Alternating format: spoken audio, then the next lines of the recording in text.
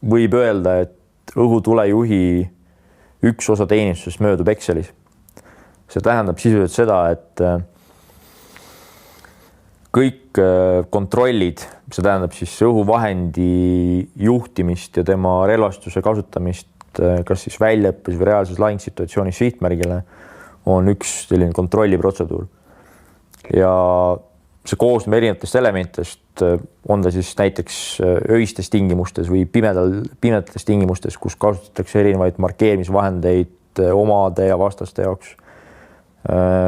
Puudutab see videoterminali kasutamist, mis tähendab, et sa vaatad käes kantavat ekraani, sa näed seda filmidest nähtud nii-öelda ristikest, mis liigub mööda droonipilti maapinnal ja üritad teda siis õige sihtmärgini suunata. Ja ma julgen küll täna väita, et selline 2-3 aastat läks küll selle peale aega, kui sul tegelikult tekib see selline hoomatav arusaam, kuidas mingid riigid teatud asju teevad. Jah, me oleme suur NATO, me teeme protseduure küll ühtemoodi, aga alati on sellised tehnilised nüansid, mida mingid riigid teevad ikka omamoodi. See on täiesti loomulikult ühelt poolt see on aktsepteeritav, teiselt poolt see ka aitab meil areneda, sest sellist ainult ühte tuima formaati kogu aeg teha. Ühel hetkel see lihtsalt muutub see enda jaoks selliseks rutiinseks ja vähemalt mina väidan küll, et rutiiniga tekivad väga tihti vead sisse.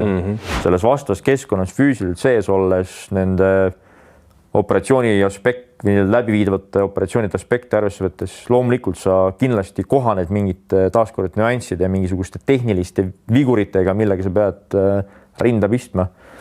Aga siis seda vana head nine-line'i, mida me kasutame enda tegevuste läbiviimiseks, teed sa seal ikka samamoodi, nagu sa teeksid väljaõppel või ükskõik millises muus riigis. Et seal ei ole väga suurt erisust. Sa pead arvestama võib-olla teatud sellise keelelise, mitte barjääriga, aga pigem keelelise aspektiga. Ja, et seal konkreetses piirkonnas ei ole sul enam üldse valikut nii-öelda nagu mõelda ümber, et kuidas ma talle nüüd seletan, mida mul on vaja saada või mida ma tahan teha. Sa pead lihtsalt sellest olukorrast välja tulema. Ja kui see vastav meeskond, kes siin toetab, nõuabki, et sa räägid hästi aeglase fondiga, räägidki hästi aeglaselt teksti, et saada aru, mida sa tahad saada, mis sest, et taustamüra on meeletu, siis need on need sellised võib-olla mõned tõetunnid, kus sa pead nagu kinnitama, et jah, nüüd ma teen täpselt nii neid asju, nagu ma olen õppinud. Kuklas on väike selline adaptsiooni mõte ka, et võib-olla ma pean kuskil nurki lõikama, aga loomulikult mitte kunagi siis ohutusvaale pealt. Delfi militaarpodcast. Eriväelase jutud. Ainuke lihtne päev oli eile. Iga päev algab nullist.